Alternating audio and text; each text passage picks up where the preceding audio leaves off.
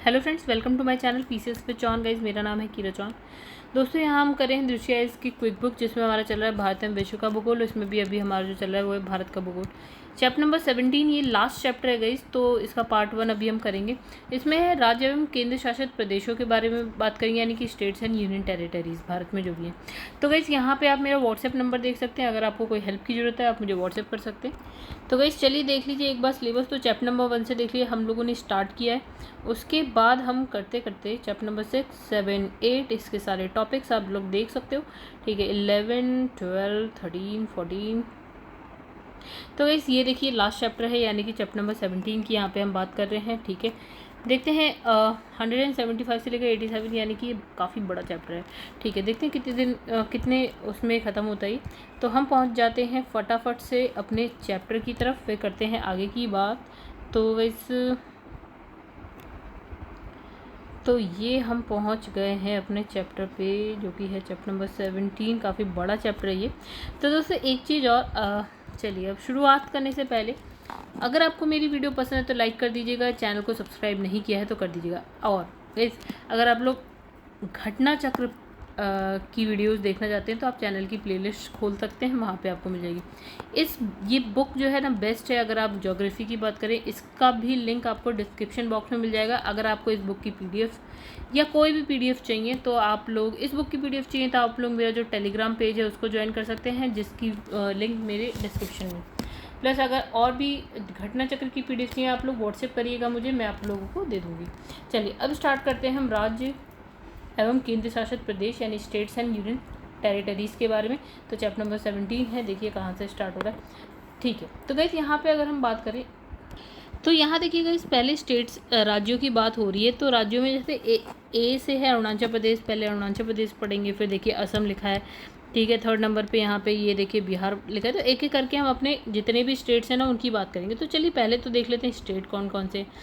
बहुतों को तो ये भी नहीं पता होता। तो देखिए एक है अरुणाचल प्रदेश, जो कि आपको नॉर्थ ईस्ट में मिल जाएगा। यहाँ पे देखिए दूसरे नंबर पे लिखा है असम, फिर लिखा है यहाँ पे बिहार का नाम, और उसके बाद आगे बढ़ते हैं हम लोग। तो उसके बाद देखिए यहाँ पे बिहार के बाद लिखा है सी से छत्तीसगढ़ होता है, वो लिखा है। और उसके बाद है गोवा। गोवा के बाद अगर हम देखें तो यहाँ पे है गुजरात लिखा है। ठीक है, और गुजरात के बाद हमारा कौन सा स्टेट आता है, यहाँ पे लिखा है गुजरात के बाद हरियाणा का नाम, हरियाणा के बाद यहाँ लिखा है हिमाचल प्रदेश का नाम, हिमाचल प्रदेश के बाद देखते हैं तो यहाँ लिखा है आपका जम्मू एंड कश्मीर, जम्मू एंड कश्मीर यहाँ पे लद्दाख लिखा है, फिर है झारखंड। तो गाइस ये यूनियन टेरिटरीज़ भी इसमें इंक्लूड हैं, क्योंकि जम्मू कश्मीर भी एक यूनियन टेरिटरी है, लद्दाख भी एक यूनियन टेरिटरी है, कर्नाटका है, केरल है। फिर चलिए ऐसी बात करते हैं, बेकार का इतना टाइम वेस्ट करेंगे हम लोग। तो गाइस देखिए मैं बताती हूँ, हम लोग भारत में ऊपर से स्टार्ट करें अगर, तो एक चीज़ और है, आपको मैप भी भारत का पता होना चाहिए, और कौन कौन से जो राज्य हैं कहाँ हैं, ये भी राज्य या केंद्र शासित प्रदेश कहाँ है ये भी आपको पता होना चाहिए। तो चीज़ें ना ज्योग्राफी में तो याद करने बहुत आसान हो जाती है। ठीक है, देखिए अब ये बन गया भारत हमारा। ठीक है, इसको हम 2 पार्ट में डिवाइड कर दें। यहाँ लिख दीजिए आप जम्मू एंड कश्मीर है ये वाला, और ये वाला है लद्दाख वाला एरिया। ठीक है, फिर इसको ऐसे करिए, यहाँ लिखिए आप उत्तराखंड हिमाचल प्रदेश है, ये वाला है आपका उत्तराखंड है। ठीक है, फिर यहाँ पे ये छोटा सा है, ये सिक्किम होता है आपका। ठीक है, अब देखिए सिक्किम के बाद आप इधर आ जाइए, तो ये देखिए यहाँ पे आप पंजाब है, यहाँ पे हरियाणा है, यहाँ पे दिल्ली है, यहाँ पे राजस्थान है। ठीक है, ये राजस्थान है आपका, इतना हो गया। फिर ये आपका एक गुजरात आता है यहाँ पे महाराष्ट्र आ जाता है, महाराष्ट्र के पड़ोस में आता है मध्य प्रदेश, उसके ऊपर आता है उत्तर प्रदेश। ठीक है, उत्तर प्रदेश के साइड में है बिहार। ठीक है, तो जो मध्य प्रदेश था उसके साइड में यहाँ पे छत्तीसगढ़ आता है, उसके साइड में यहाँ पे उड़ीसा आता है, उड़ीसा के ऊपर यहाँ पे वेस्ट बंगाल आता है, और बीच में यहाँ झारखंड भी कहीं आता है। ठीक है, यहाँ आगे आंध्र प्रदेश, आंध्र प्रदेश का भाई है छोटा तेलंगाना। यहाँ पे हमने लिखा था महाराष्ट्र, महाराष्ट्र के नीचे है कर्नाटका, यहाँ पे है गोवा, यहाँ है केरल, यहाँ है तमिलनाडु। और हमारी कहानी ये वाले इधर इस साइड ख़त्म हो गई है। अब देखिए गाइस, अभी हम बात करेंगे और भी। तो यहाँ पे देखिए क्या आता है, एक आता है अरुणाचल प्रदेश आता है यहाँ पे, उसके नीचे नागालैंड आता है, उसके नीचे मणिपुर आता है, यहाँ पे मिजोरम आता है, यहाँ पे त्रिपुरा आता है, यहाँ मेघालय आता है, और बीच में आता है पूरा का पूरा असम। अब यूनियन टेरिटरीज़ की बात कर लें तो 2-4 हैं जो भी हैं। तो देखिए ये जम्मू कश्मीर यूनियन टेरिटरी मतलब केंद्र शासित प्रदेश है, लद्दाख हमारा केंद्र शासित प्रदेश है, बीच में यहाँ दिल्ली पड़ेगा केंद्र शासित प्रदेश, यहाँ पड़ेगा चंडीगढ़। ठीक है, और कहाँ क्या पड़ेगा, ओके देखते हैं। तो यहाँ पे है दादर नागर हवेली एंड दमन दीप, यहाँ पे आपको मिल जाएगा, क्या मिल जाएगा गाइस, ये अंडमान निकोबार द्वीप समूह मिल जाएगा, यहाँ पे आपको लक्षद्वीप मिल जाएगा, पुडुचेरी 3 जगह, तो 3 जगह पुडुचेरी मिल जाएगा, मतलब एक पुडुचेरी है वो मिल जाएगा। तो यही हमारे राज्य और केंद्र शासित प्रदेश होगा। चलिए अब हम बात करते हैं पढ़ाई की। चलो तो गाइस शुरू करते हैं हम। सबसे पहले यहाँ पे देखिए लिखा है अरुणाचल प्रदेश, तो अरुणाचल प्रदेश से हम स्टार्ट करेंगे। तो सबसे पहले हम बात करेंगे, जो चीज़ इंपॉर्टेंट होगी ना वो मैं आपको बताती जाऊँगी, किस चीज़ पे ज़्यादा ध्यान दीजिए। जैसे क्षेत्रफल है, कोई वैसे पूछेगा नहीं अरुणाचल प्रदेश का। हाँ, जनसंख्या वो भी कोई नहीं पूछेगा। तो किस तरह से देखिए, जनगणना 2011 की सेंसस है, देखिए क्या लिखा है, तो ये है कुछ 13 लाख। तो आपको ऐसे पूरा याद करने, एक लमसम अगर आपको याद रखना है तो ये 13 लाख याद रखिए, बस कहानी ख़त्म। यहाँ पे एक थोड़ी सी चीज़ जो है, आप ज़िले एक बार याद रख सकते हैं। तो 25 ज़िले हैं अरुणाचल में। एक चीज़ देखिए, ऐसे क्षेत्रफल कोई नहीं पूछ रहा फिलहाल आपसे, जनसंख्या आप ऐसे याद रखिए 13 लाख, ज़िले आप याद रखिए 25, राजधानी तो बिल्कुल याद रखना है ईटानगर। लिंगानुपात ऐसे कोई नहीं पूछता। देखिए लिंगानुपात किस तरह से पूछा जाता है, जैसे ही पूछा जाएगा कि सबसे ज़्यादा कहाँ है, उससे कम 3 बताओ, सबसे कम पूरे भारत में कहाँ है, उससे ज़्यादा। तो ऐसी चीज़ इसने कहा स्टेट में बताओ, ऐसी इसने कहा यूनियन टेरिटरी में बताओ। तो हमको सब नहीं याद रखना, ठीक है, हमें सिर्फ वो याद रखना है। जैसे लिंगानुपात की या साक्षरता की बात कर रहा है, तो ये ऐसे याद रखना है कि टॉप 3 स्टेट्स बताइए जहाँ पे लिंगानुपात अच्छा है, और टॉप 3 यूनियन टेरिटरीज यानी कि केंद्र शासित प्रदेश बताइए। बस अगर उनमें इसका नाम आ रहा है तो पढ़िए, अदरवाइज इसे छोड़ दीजिए, ठीक है। हाँ, क्या याद रखना है, अगर आप यूपी के हैं अपने यूपी का याद रखिए, बिहार के हैं बिहार का याद रखिए, झारखंड के हैं बिल्कुल याद रखिए झारखंड का, ठीक है। और अगर आप अपने अपने स्टेट का याद रखिए, उसके साथ यूपी का हर कोई याद रखे, ठीक है। नहीं तो अपने स्टेट का, अगर आप सिर्फ और सिर्फ अपने स्टेट का एग्ज़ाम दे रहे हो तो अपने स्टेट का याद रखिए, बाकी जो मैंने 3 बताया वो याद रखिए, ठीक है। अब यहाँ की भाषा देखिए क्या है, अगर हम बात करें अरुणाचल प्रदेश की, देखिए इंग्लिश है, फिर है मोनपा है और मिजी है और अका है, ठीक है। अब इसने कहा, जो ये इंपॉर्टेंट लाइन आ रही है देखो ये वाली, ठीक है। इसने कहा पहले अरुणाचल प्रदेश को हम क्या बोलते थे, नेफा बोलते थे। नेफा मतलब नॉर्थ ईस्ट, देखिए उत्तर पूर्वी साइड है ये, नॉर्थ ईस्ट फ्रंटियर एजेंसी बोलते थे नेफा किसको, अरुणाचल प्रदेश को, ठीक है। अब इसे कहा 1972 में इसमें क्या होता है, अरुणाचल प्रदेश के नाम से क्या होता है, ये यूनियन टेरिटरी बनता है, और 1987 में ये राज्य बन जाता है। मतलब इसने ये बोला, एक तो याद रखिए नेफा, फिर इसने कहा कि जब भारत में जब हम पहले स्टार्टिंग से अगर हम देखें तो 72 की अगर हम बात करें, तो जो अरुणाचल प्रदेश है वो क्या था, आपका केंद्र शासित प्रदेश था, ठीक है। और जब हम 1987 में आए तो इसको हमने क्या बना दिया, एक राज्य बना दिया, ठीक है। ये बात कही थी। अरुणाचल प्रदेश की अंतर्राष्ट्रीय जो सीमा है ना, वो देखिए किस से मिलती है। तो गाइस जब आप ऐसे देखेंगे ना, इस साइड आप अरुणाचल प्रदेश ऐसे बनाएंगे, ये है नॉर्थ ईस्ट वाला साइड है, ये आपका अरुणाचल प्रदेश कुछ इस तरह से है, ठीक है। तो देखिए अरुणाचल प्रदेश की सीमा किस से मिलती है, यहाँ पे है भूटान, यहाँ पे है चाइना, ठीक है, और इसके बाद यहाँ है म्यांमार, ठीक है। तो देखिए चाइना, भूटान और म्यांमार से लगी है, ठीक है। अब इसका अपना क्या एक सामरिक महत्व है, क्योंकि जो चाइना है ना वो, और जो अरुणाचल प्रदेश भारत में जो अरुणाचल है उसके बॉर्डर अगर हम बात करें तो प्रॉब्लम्स रहती है। तो इस अरुणाचल प्रदेश का अपना सामरिक महत्व है, युद्ध की दृष्टि से, आक्रमण की दृष्टि से या देश के दृष्टि से देखेंगे तो इसका एक सामरिक महत्व है, ठीक है। अब इसने कहा राज्य के उच्च न्यायालय की जो है अधिकार क्षेत्र गुवाहाटी उच्च न्यायालय, मतलब इसने कहा देखिए इसकी जो राजधानी देखिए क्या है, अरुणाचल प्रदेश की राजधानी है ईटानगर, लेकिन जो इसका हाई कोर्ट है ना वो कौन सा है, गुवाहाटी किसकी कहाँ पे है, असम। मतलब ये होता है ना गाइस कि अगर हर राज्य या केंद्र शासित प्रदेश में हाई कोर्ट नहीं है तो वो दूसरे के हाई कोर्ट से काम चला लेता है, तो वैसे ये गुवाहाटी से चला लेता है, गुवाहाटी हाई कोर्ट इसका हाई कोर्ट है। अब यहाँ पे अगर हम बात करें कुछ वन्य जीव अभ्यारण्य की जो इम्पोर्टेंट हो, तो देखो कामलांग बहुत इम्पोर्टेंट है, याद रखिएगा। ईटानगर भी देखिए तो इजी है, यहाँ की राजधानी है। फिर पखुई हो गया, इंगल नेस्ट हो गया, तो ये भी याद रख लीजिएगा, नहीं तो कामलांग और ये 2 तो इम्पॉर्टेंट हो। अब इसने कहा कि अगर हम बात करें नेशनल पार्क की, तो देखिए यहाँ पे नामदफा नेशनल पार्क इम्पॉर्टेंट हो जाता है, मॉलिंग नेशनल पार्क है, सेशा नेशनल पार्क है, दिहांग दिबांग इंपॉर्टेंट हो जाता है, यानी नामदफा दिहांग दिबांग तो याद रखिएगा। नदियों की बात कर लेते हैं तो एक गाइस हम ब्रह्मपुत्र को ना जो है अरुणाचल प्रदेश में क्या बोलते हैं, सियांग बोलते हैं, तो ये इम्पॉर्टेंट नदी है। सुबनसिरी भी, कामेंग भी इम्पॉर्टेंट है, लोहित भी। तिरप का नाम मैंने थोड़ा सा कम सुना है, नहीं तो ये 4 नदी तो इम्पॉर्टेंट है। अब क्षेत्रफल, अच्छा अब आ जाते हैं हम, देखिए यहाँ पे असम, ठीक है। असम कहाँ पे, जब आप नॉर्थ ईस्ट ऐसे बनाते हैं तो देखिए अभी हमने पढ़ा था ये वाला अरुणाचल प्रदेश, ठीक है। अब हम पढ़ने जा रहे हैं, किसकी बात करने जा रहे हैं, हम असम की बात करने जा रहे हैं। तो असम यहाँ बीच में कहीं है, ठीक है। ये वाला एरिया जो है, अब मैं बिल्कुल एग्जैक्ट तो नहीं बना पाऊँगी, लेकिन हाँ ये वाला एरिया असम का है गाइस, ठीक है। चलो अब आगे बढ़ते हैं। तो इसने यहाँ पे लिखा है, फिर वही बात करेंगे हम, कितनी बात करेंगे देखते हैं। तो यहाँ पे लिखा है जो असम है उसका क्षेत्रफल कोई नहीं पूछ रहा खास। हाँ अब आपको इसमें देखना है कि इसकी जो जनसंख्या है वो कितनी है। तो ये अप्रॉक्स कितनी हो गई गाइस, 3 करोड़ के आसपास, मतलब काफ़ी अच्छी, काफ़ी ज़्यादा, 3.12 करोड़ है, करोड़, ठीक है। उसकी तो 13 लाख थी अरुणाचल की, अभी हमने पढ़ा। इसमें कुल ज़िले देखिए गाइस 33 है, और यहाँ की जो राजधानी है वो दिसपुर है। सॉरी गाइस, मुझसे एक गुवाहाटी यहाँ गलत हो गया था, मैंने असम की राजधानी बोल दी थी गुवाहाटी, जबकि ये सिक्किम की है। चलिए यहाँ पे देखिए दिसपुर इसकी राजधानी है। लिंगानुपात आप मैंने वही कहा 3 देखिएगा, ये हम पढ़ा चुके हैं ऑलरेडी, उसका देखिएगा। साक्षरता एक बार आप ऐसे बस नज़र डाल लीजिए कि हाँ ठीक है, अच्छी है, मतलब 72%, ठीक है, मतलब बहुत अच्छी नहीं, लेकिन अरुणाचल की तो बेकार ही है, ठीक है। लिंगानुपात भी देखिए बेकार है, ये भी बेकार ही है, कम है, काफ़ी कम है, ठीक है। अब इसकी देखिए यहाँ पे लिंगानुपात, और ये भाषाएं देखिए असमिया है, बोडो है, कार्बी है, तीनों इंपॉर्टेंट है, आपको पता होना चाहिए।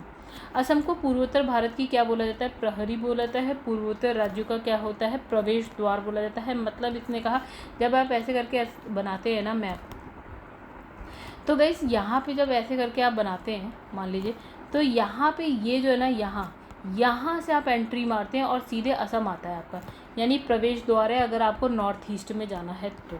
अच्छा इसने लिखा है असम की सीमा बांग्लादेश से मिलती है और भूटान से मिलती है।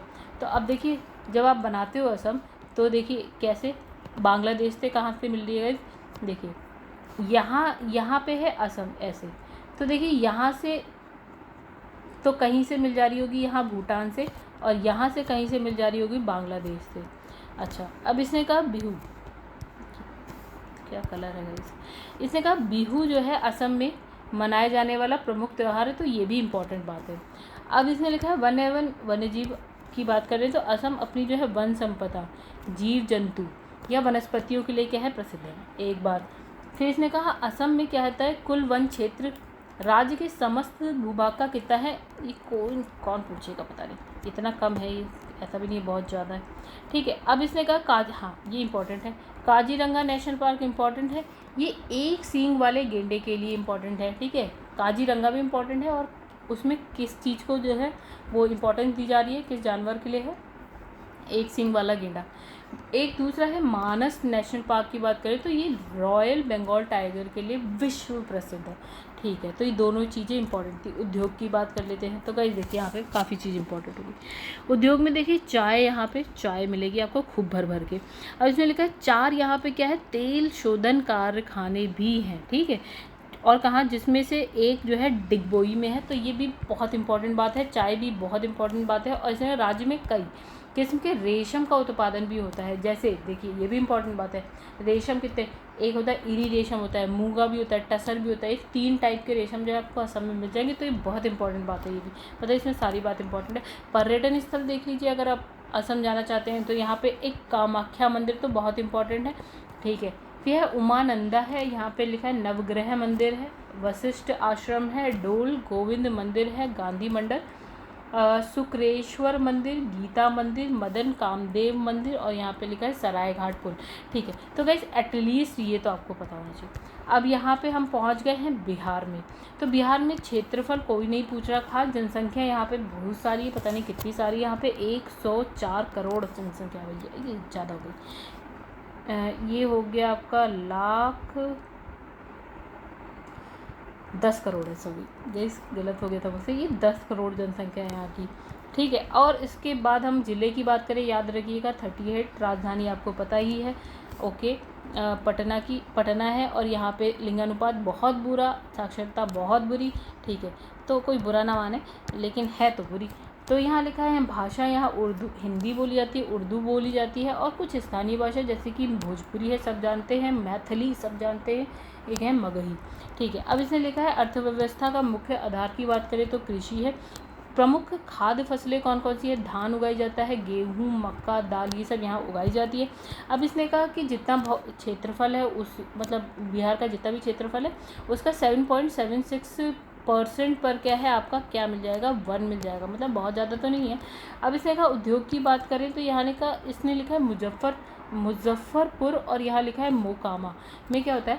Bharat wagon and engineers limited का रेलवे वैगन प्लांट है यहाँ पे। एक यहाँ लिखा है बरौनी में क्या है आपका? तेल निगम का क्या है? तेल शोधन कारखाना, ये भी इंपॉर्टेंट है, बहुत इंपॉर्टेंट है। ठीक है, ये वाला भी इंपॉर्टेंट है। अब इसने कहा बरौनी स्थित क्या? HPCL और यहाँ पे लिखा है अमझौर स्थित क्या? Pyrites phosphate and chemical limited. यहाँ पे क्या है? ये दो जो है ना, दो नहीं और भी, बट ये जो है ना उर्वरक संयंत्र यहाँ पे इंपॉर्टेंट हो गया। हाजीपुर में दवा कारखाना है। औरंगाबाद पटना में क्या है आपका? खाद्य प्रसंस्करण उद्योग है, इंपॉर्टेंट है। फिर इसमें लिखा है बंजारी में कल्याणपुर सीमेंट का कारखाना है, ये पता नहीं इतना इंपॉर्टेंट है या नहीं। पर्यटन स्थल, अब आप वहाँ घूमने कहाँ जाएंगे? बौद्ध और जैन धर्म से संबंधित यहाँ पे क्या है? राजगीर है, आपने पढ़ा भी होगा जब बौद्ध धर्म जैन धर्म, तो राजगीर का नाम पड़ा होगा। नालंदा का नाम है, यहाँ वैशाली है, यहाँ पावापुरी बौद्धिया है। ठीक है, फिर है विक्रमशिला, इंपॉर्टेंट हो गया। सासाराम में क्या है? शेरशाह का मकबरा है, इसलिए इम्पोर्टेंट। फिर गाइस यहाँ लिखा है कैमूर स्थित क्या लिखा है? मुंडेश्वरी मंदिर। ठीक है, रोहतासगढ़ का किला हो गया। नालंदा स्थित प्रमुख जैन स्थल कुंडलपुर हो गया आपका। फिर इसमें नालंदा के नैपुरा में स्थित ग्रामीण पर्यटन स्थल हो गया आपका लौरिया नंदनगढ़ हो गया। ऑलमोस्ट सारे इंपॉर्टेंट है बिहार वाले। तो उसके बाद यहाँ लिखा है कि तुर्की के इस्तांबुल में विश्व धरोहर समिट की जो है 40वीं बैठक में बिहार के ऐतिहासिक नालंदा विश्वविद्यालय के प्राचीन अवशेषों को यूनेस्को की विश्व धरोहर सूची में जो है आपका शामिल किया गया। मतलब इसने कहा जो 40वीं बैठक होती है ना उसकी क्या बोलते हैं यहाँ विश्व धरोहर समिति की, तो उसमें नालंदा विश्वविद्यालय को ऐड कर दिया गया। ठीक है, कहाँ पे हुई थी ये? तुर्की इस्तांबुल वहाँ की वैसे राजधानी थी, अभी कुछ नहीं हो गई, नाम बदल गया। और इसके अलावा इसने कहा चीन हो गया, ईरान हो गया, आपका माइक्रोनेशिया हो गया, कि 3 अन्य स्थलों को भी जो है सूची में स्थान दिया गया। ठीक है, मतलब ये इस वाले में विश्व धरोहर जो हुआ था उसमें, तो हमें ये नहीं याद रखना है, हमें बस अपना याद रखना है बस। आगे बढ़ते हैं। देखिए अब यहाँ छत्तीसगढ़ की बात करें, चलो देखें छत्तीसगढ़ में क्या ऐसा हुआ। तो हमें ये ज़रूरत नहीं है, ये कुछ आप देख सकते हो, तो 2 करोड़ के आसपास है, 2,55 लाख के आसपास, 2.5 मान लो, तो 2.5 करोड़ यहाँ की जनसंख्या हो गई। यहाँ पे जिला है 27, यहाँ की राजधानी है रायपुर। साक्षरता आप देख सकते हैं, बेहतरीन लिंगानुपात है, साक्षरता भी ठीक ठाक है। भाषाई की बात करें तो हिंदी है, छत्तीसगढ़ी है। अब इसने कहा कि अब देखिए ये कहाँ से निकला था? मध्य प्रदेश में से। कब? अब इसने कहा कि सन 2000 में क्या होता है? ये मध्य प्रदेश है। हाँ, इसमें गई एक चीज़ याद रखिएगा, इसमें पूरा याद रखिएगा 1 नवंबर 2000, सन 2000 पूरा 1 नवंबर भी याद रखिएगा। क्यों? क्योंकि 2000 में 3 ऐसे वो थे राज्य बने हैं। एक बना था उत्तराखंड जो यूपी से निकला था, झारखंड जो बिहार से निकला था, और जो छत्तीसगढ़ है आपका मध्य प्रदेश से निकला था। तो आपको सबकी डेट याद रखनी है। जैसे जो छत्तीसगढ़ वाला इसने कहा 1 नवंबर, ठीक है, मध्य प्रदेश से अलग हुआ था और ये जो है उस वक्त भारत का 26वां जिला बना था। ठीक है, अब इसने कहा कि प्राचीन काल में क्या है, ये राज्य दक्षिण कौशल नाम से जाना जाता था। मतलब कौशल जो आपने पढ़ा होगा ना, जब महाजनपद 16 महाजनपद पढ़े थे, तो ये दक्षिण कौशल था। मतलब कौशल ऐसे था कि एक उत्तरी कौशल था, एक दक्षिणी कौशल था, वैसे ये दक्षिण कौशल था उस वक्त। ठीक है, तो इसने कहा छत्तीसगढ़ की सीमाएं जो है देश के 7 राज्यों से मिलती है। मतलब ये बड़ी बात है, कैसी बहुत सारे राज्यों से मिलती है इसकी जो सीमाएं। जैसे ये छत्तीसगढ़ है सपोज, तो इसके ऊपर आपको यहाँ पे मिलेगा यूपी, यहाँ पे मिलेगा आपको झारखंड, ठीक है, यहाँ पे आपको मिल जाएगा उड़ीसा, और यहाँ आपको मिल जाएगा MP मिल जाएगा, या महाराष्ट्र कहीं मिल जाएगा। ठीक है, फिर यहाँ पे देखिए तेलंगाना भी मिलेगा, और यहाँ पे आंध्र प्रदेश भी मिल जाएगा, तो इतने 1 2 3 4 5 6 6 एक क्या गायब हो गया? हाँ, मध्य प्रदेश तो है भैया, और छत्तीसगढ़ एक गायब हो रहा है, इस पता नहीं क्या गायब हो रहा है। उड़ीसा, महाराष्ट्र, आंध्र प्रदेश 1 2 3 4 5 6 7 एक गायब हो रहा है, यानी कि तेलंगाना आंध्र प्रदेश है, महाराष्ट्र मिलेगा आपका, मध्य प्रदेश मिलेगा, ये मिलेगा, झारखंड है, उड़ीसा है, सभी मिल जाएगा गाइस। पता नहीं क्या कम हो रहा है। अब इसमें लिखा है यहाँ की जो, अगर हम फसल की बात करें तो धान उगाया जाता है बहुत ज़्यादा, मक्का है, सोयाबीन है, मूंगफली है, उड़द, अलसी और क्या है, काबुली चना यहाँ के अन्य फसलों में है। अब इसने कहा कि जो क्षेत्रफल है ना, इसने कहा जो छत्तीसगढ़ का पूरा क्षेत्र है उसमें 41.13% पर क्या है, यहाँ पे वन है, काफ़ी बड़ा एरिया है, ये आपको पता होना चाहिए। खनिज संसाधन की बात करें तो यहाँ पे लिखा है, देखिए छत्तीसगढ़ भी बहुत इंपॉर्टेंट है, झारखंड बहुत इंपॉर्टेंट। तो देखिए उत्तरी छत्तीसगढ़ के क्या है, सरगुजा, रायगढ़, कोरिया, बिलासपुर जिले में क्या है, आपको कोयला के विश्व भंडार पाए जाते हैं, बहुत इंपॉर्टेंट बात है। इसके अतिरिक्त अगर बात करें तो कच्चा लोहा, चूना पत्थर, बॉक्साइट, डोलोमाइट, तिन के भंडार भी यहाँ पाए जाते हैं। जितना आपको झारखंड, छत्तीसगढ़ इन सब में मिलेगा उतना आपको कहीं नहीं मिलेगा, इसलिए याद रखिएगा। फिर इसमें लिखा है कच्चे टीन का उत्पादन करने वाला देश का एकमात्र राज्य है, ठीक है। इसने कहा कि कोयला उत्पादन में छत्तीसगढ़ का प्रथम स्थान है, ये बड़ी इंपॉर्टेंट बात हो गई। जबकि भंडारण में जो है झारखंड, उड़ीसा का, तो ये तो अपडेट करने वाली बात है गाइस, ये तो आप करेंगे ही करंट अफेयर में कि कौन फर्स्ट नंबर पे भंडारण में, कौन फर्स्ट नंबर पे है उत्पादन में। अब इसने कहा भिलाई इस्पात संयंत्र important, very important, Rashtriya Khanij Vikas Nigam important, south eastern coal field limited important, NTPC जैसे भारत सरकार के उपक्रम यहाँ पे कार्य कर रहे हैं, इंपॉर्टेंट बात। पर्यटन स्थल इंद्रावती नदी पर क्या है आपका, चित्रकूट जलप्रपात, वेरी वेरी वेरी इंपॉर्टेंट, यानी कि यहाँ पे क्या है, इंद्रावती नदी पर चित्रकूट वाटरफॉल है, बहुत इंपॉर्टेंट। फिर इसमें लिखा है कांगेर नदी पर क्या है आपका, तीरथगढ़ प्रताप प्रपात है, यानी कि ये भी इंपॉर्टेंट है। फिर है केशकल घाटी है, यहाँ पे कंगेर घाटी इंपॉर्टेंट है, कंगेर घाटी राष्ट्रीय पार्क मतलब नेशनल पार्क है। यहाँ पे कैलाश गुफाएं बहुत इंपॉर्टेंट है। कुटुमसर गुफाएं भी इंपॉर्टेंट। बिलासपुर में रतनपुर का क्या है, रतनपुर का महामाया मंदिर है, बौद्ध धर्म का प्रमुख केंद्र, यानी कि यहाँ पे सिरपुर है। फिर है अचान कमार अभ्यारण्य, बहुत इंपॉर्टेंट हो गया। रायपुर के पास स्थित क्या है, उदंती अभ्यारण्य भी इंपॉर्टेंट है। फिर यहाँ पे लेगा सिरपुर का लक्ष्मण मंदिर भी इंपॉर्टेंट है, बहुत इंपॉर्टेंट है। फिर है आपका जांजगीर का विष्णु मंदिर हो गया। कोरबा जिले में क्या है आपका, केंदई जलप्रपात है आपका। शिवरी नारायण का नर नारायण मंदिर यहाँ पे है, ठीक है। तो जो मैंने बहुत इंपॉर्टेंट कहा वो तो बिल्कुल याद रखिएगा, बाकी पे आप नजर डालिएगा। अब बात करेंगे गोवा, छोटा सा गोवा है और यहाँ पे इसकी जो जनसंख्या है कुछ 14 लाख के आसपास है, मतलब कितनी काफ़ी कम है, 14 लाख। जिले सिर्फ 2 है, राजधानी है पणजी, याद रखिएगा। यहाँ पे देखिए लिंगम अनुपात ठीक है, साक्षरता बहुत सही है। भाषा है कोंकणी, यहाँ की राजभाषा है, और मराठी बोली जाती है, ठीक है। आगे बढ़ते हैं। तो इसने कहा, देखिए क्या हुआ, कहानी है इंपॉर्टेंट। इसने कहा 1961 में गोवा को जो है पुर्तगालियों के कब्जे से मुक्त किया गया और इसे दमन द्वीप के साथ मिलाकर क्या बना दिया गया था, एक यूनियन टेरिटरी बना दिया गया था। अब क्या होता है, और आगे बढ़ जाते हैं तो 1987 देखिए क्या बना था, यूनियन टेरिटरी, केंद्र शासित प्रदेश। 87 में क्या होता है कि गोवा को राज्य बना दिया जाता है और दमन द्वीप को यूनियन टेरिटरी बना दिया जाता है। गोवा के उत्तर में क्या इसमें लिखा है, तेरेखोल नदी बहती है, ठीक है। तो गोवा को महाराष्ट्र से अलग करती है, मतलब यहाँ महाराष्ट्र है, यहाँ गोवा है, बीच में से एक नदी जा रही है जिसका नाम है तेरेखोल। अन्य नदियों की बात करें तो मांडवी इंपॉर्टेंट, जुआरी इंपॉर्टेंट, चपोरा एक है, यहाँ पे साल है, तो ये 2 तो याद रखिएगा इंपॉर्टेंट। ये राज्य जो है आपका कोंकण रेलवे के माध्यम से मुंबई और मंगलुरु से जुड़ता है, तो ये बहुत इंपॉर्टेंट बात है। गोवा से मुंबई जाना है कोंकण रेलवे, मंगलुरु जाना तो कोंकण रेलवे। मंगलुरु कहाँ है वह, ये है कर्नाटका में, और मुंबई कहाँ है, महाराष्ट्र में है। गोवा बम्बई उच्च न्यायालय के अधिकार क्षेत्र में आता है, यानी कि गोवा के लिए हाई कोर्ट कौन सा हो जाएगा आपका, बम्बई हाई कोर्ट हो जाएगा। उद्योगों की बात कर ले तो यहाँ पे लिखा है बायोटेक केंद्र के रूप में बढ़ावा दिया गया है यहाँ पे गोवा को। और इस राज्य में जो है मछली पालन एक प्रमुख उद्योग है। पर्यटन यहाँ का की अर्थव्यवस्था का मुख्य आधार है, ठीक है, मतलब पर्यटन बहुत। इसमें का उड्डयन और प्रमुख बंदरगाह की बात करें तो गोवा के डबोलिम क्या है, हवाई अड्डे से आप दिल्ली, मुंबई, तिरुवनंतपुरम, कोच्चि, चेन्नई, बेंगलुरु के लिए जा सकते हैं। और यहाँ पे लिखा है मोरमू गांव, ठीक है, तो इसका प्रमुख क्या है, बंदरगाह है, ठीक है। पर्यटन स्थल तो बहुत होंगे यहाँ पे, लेकिन नाम हमने कम के ही सुने होंगे।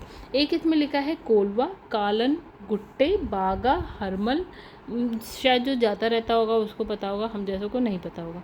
फिर इसमें लिखा है अंजुना मीरा मार समुद्र तट, यहाँ लिखा है basilica of Bom Jesus and cathedral church, ये इंपॉर्टेंट है। दूध सागर इंपॉर्टेंट है। अरवलम जलप्रपात, फिर है मायम झील हो गई, बोंडला, फिर है कोट्टीगांव वन्यजीव अभ्यारण्य हो गया, मोलेम राष्ट्रीय उद्यान हो गया, सलीम अली, ये इंपॉर्टेंट है काफ़ी, ये नाम आप सुनेंगे, सलीम अली पक्षी अभ्यारण्य इंपॉर्टेंट है, महावीर स्वामी वन्यजीव अभ्यारण्य, ये भी इंपॉर्टेंट है। ठीक है, आगे बढ़ते हैं। अब हम आ जाते हैं गाइस गुजरात में। ठीक है, तो गुजरात आपको कहाँ मिलेगा, जब आप ऐसे बनाते हैं नीचे वाली साइड भारत की, तो ये रहा आपका गुजरात। गोवा आपको यहाँ कहीं मिलेगा। ठीक है, अब इसने कहा क्षेत्रफल इसका हम नहीं देखेंगे, यहाँ पे इसकी अगर बात हो 6 करोड़ इसकी जो है जनसंख्या हो गई। ठीक, अब इसने कहा जिलों की बात करें 33, गांधीनगर इसकी राजधानी होगी। लिंगानुपात साक्षरता आप देख सकते हैं, हालांकि कुछ ज़्यादा खास नहीं है, साक्षरता फिर भी ठीक है। भाषा यहाँ की है गुजराती। अब देखिए कहानी क्या है, इसने कहा कि 1960 में जो है गुजरात जो है राज्य बन गया, और भारत के कहाँ पे, पश्चिमी तट पर है, ये हम जानते हैं। मतलब गाइस ये ना जब आप पढ़ेंगे ना, जो हिस्ट्री में ही आप देखेंगे तो आप ये देखेंगे कि कौन सा राज्य किस सन में बना है, ये करके। तो गुजरात के पश्चिम और क्या है, उत्तर पश्चिम, यानी इसने कहा पश्चिम और उत्तर पश्चिम में अरब सागर, और इसके उत्तर में क्या है आपका, पाकिस्तान है। गोवा के उत्तर में आप जाएंगे तो पाकिस्तान आ जाता है। कैसे, जब आप ऐसे करके मैप बनाते हैं भारत का, ऐसे करके, तो देखिएगा इस यहाँ पे है PAK पाकिस्तान। ठीक है, ये गोवा के उत्तर में पाकिस्तान बोला है, और इसने यहाँ बोला है अरब सागर है यहाँ पे। ठीक है, अब इसने गुजरात में लगभग इसने कहा 1600 किलोमीटर की क्या है तट रेखा, मतलब इसने कहा कि समुद्र से जुड़ा हुआ है वो 1600 किलोमीटर। अब इसने कृषि की बात करी तो यहाँ पे कपास होती है, तंबाकू, मूंगफली होती है। ठीक है, और महत्वपूर्ण फसलों में इसबगोल, ये तो इंपॉर्टेंट बात हो गई, धान भी, गेहूँ भी, बाजरा भी। अब इसने कहा कि भारत में जो है कपास का सबसे बड़ा उत्पादक राज्य कौन है, गोवा है। अच्छा, बंदरगाह की बात करें तो 40 से अधिक बड़े और छोटे मध्यम श्रेणी के यहाँ पे बंदरगाह मिल जाएंगे। कांडला देखिए बहुत ही इंपॉर्टेंट बंदरगाह है, जिसे आपने हिस्ट्री में भी पढ़ा। ठीक है, तो अब इसने कहा कि सिंचाई की बात करें तो जल संरक्षण पर विशेष जोर दिया गया है। यहाँ पे बहुत सारी झीलें, बांध, तालाब यहाँ पे मिल जाएगा, और भूजल स्तर है गहरा किया गया है यहाँ पे। ठीक है, तो इन स्रोतों से क्या मतलब, जो ये स्रोत थे ना ये वाले, तो इससे भूजल स्तर को गहरा किया गया। अब इसने कहा कि सरदार सरोवर परियोजना इंपॉर्टेंट बात हो गई। तो ये क्या है, उत्तरी गुजरात, सौराष्ट्र, कच्छ में लाखों हेक्टेयर भूमि को क्या करता है, सिंचित करता है, मतलब कि सिंचाई के लिए पानी देता है। अब इसने कहा पेयजल और क्या है, सिंचाई के लिए सौराष्ट्र नर्मदा अवतरण सिंचाई परियोजना का प्रारंभ किया गया, ये बात भी इंपॉर्टेंट है। ठीक है, आगे बढ़ते हैं। अब इसमें विद्युत की बात कर लेते हैं। तो देखिए कैसे यहाँ लिखा है, गुजरात जो है ग्लोबल वार्मिंग की चुनौती से निपटने के लिए जलवायु परिवर्तन से संबंधित जो है एक अलग विभाग बनाने वाला जो है देश का पहला राज्य है। मतलब इसने कहा कि हमने एक अलग से विभाग बनाया है। देखिए आपको ग्लोबल वार्मिंग एक प्रॉब्लम है जिसकी वजह से क्लाइमेट चेंज हो रहा है, ये प्रॉब्लम है, इसके लिए एक अलग विभाग बनाने वाला गोवा जो है पहला राज्य है। और इसने कहा कि 2009 में क्या है, सौर ऊर्जा उत्पादन को बढ़ावा देने के उद्देश्य से क्या किया गया, यहाँ पे सौर नीति की घोषणा की गई। ठीक है, पर्यटन स्थल भी देख लेते हैं कुछ यहाँ पे। तो यहाँ पे लिखा है पुरातत्व। अच्छा देखिए इंपॉर्टेंट, वास्तुकला की दृष्टि से पर्यटन स्थल है, यहाँ पे है सिद्धपुर है, पाटन है, वडनगर है, दमोई, मोथेरा, लोथल। तो देखिए लोथल आप जानते हैं बहुत इंपॉर्टेंट है। ठीक है, पाटन भी इंपॉर्टेंट है, बाकी आप देख ही लीजिए। इसे लगा गिर, ये तो बहुत इंपॉर्टेंट, गिर वनों में शेरों के लिए निर्मित क्या अभ्यारण्य, कच्छ स्थित जंगली गधे का अभ्यारण्य, ये भी इंपॉर्टेंट है, भी पर्यटकों के आकर्षण का केंद्र बिंदु रहा है, यानी पूरी लाइन इंपॉर्टेंट है। चलिए हमने कर लिया गुजरात, के बाद क्या आता है देखिए, हरियाणा आ गया।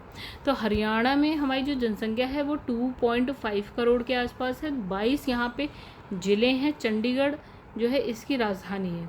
ठीक है, तो ये साक्षरता भी कम और लिंगानुपात खतरनाक कम। ठीक है, भाषा हिंदी है। अब इसने कहा कि हरियाणा राज्य में स्थित जो है गुरुग्राम यानी कि गुड़गांव, जैसे हम पहले बोलते थे, भारत का क्या है, एक प्रमुख कॉरपोरेट क्षेत्र है, ये आप लोग जानते हो।